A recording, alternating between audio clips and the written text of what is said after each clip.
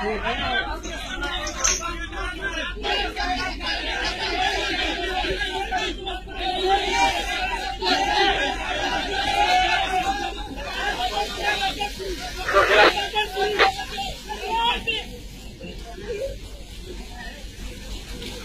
ตันครับตอนนี้เรือจมแล้วครับพี่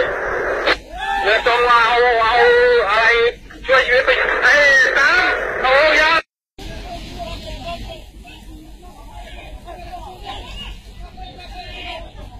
ขออีเมอร์เจนซี่ซับ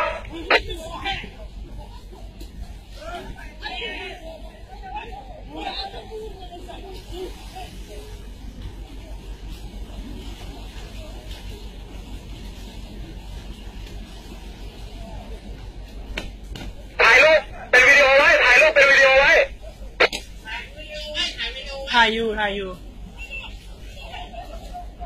ถุงถังกระป๋องโยนให้หมดถ่ายรูปไปด้วย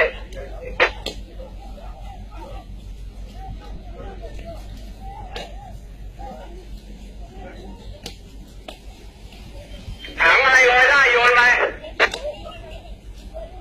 ถ่ายวิดีโอไว้หน่อยใครมีกล้องถ่ายวิดีโอไว้น้องๆถ่ายวิดีโอไว้นะครับ ถ่ายอยู่ครับผมเปิดบันไดร่องกับซ้ายเอาขึ้นมาอย่างนี้ปล่อยไว้ไม่ได้แล้วครับเปิดบันไดร่องกับซ้ายนะ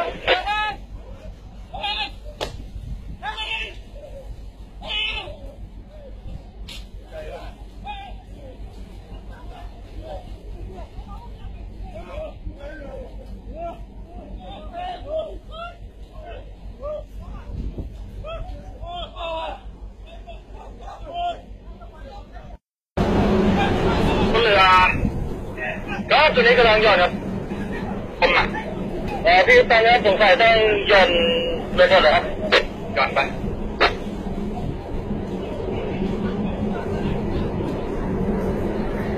ครับหย่อนเลยปุ๊บเอบีขอเล็กกี่โมงกับขวาครับเตรียมตัว